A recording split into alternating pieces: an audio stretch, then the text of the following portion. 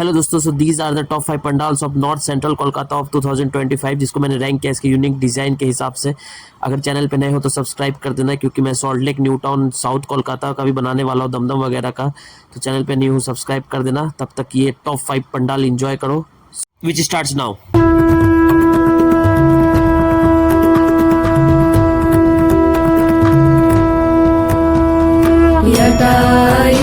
समायुक्ताम् अर्धेन्दुपितशेखराम् लोचनत्रय संयुक्ताम् पूर्णेन्दुसदृशाननाम् हतशी पुष्पवर्णाभाम्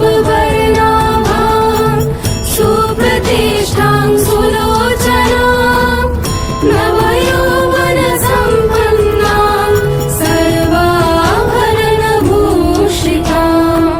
चारुदर्शनां तद्वत् पीनोन्नतपयोधरां त्रिभङ्गसालशमसधानां महिषासुरमर्दिनी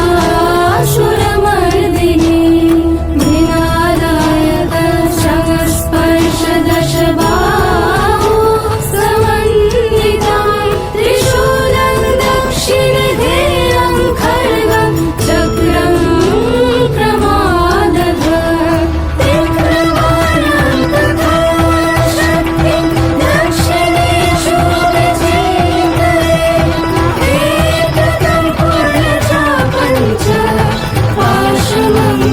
Shani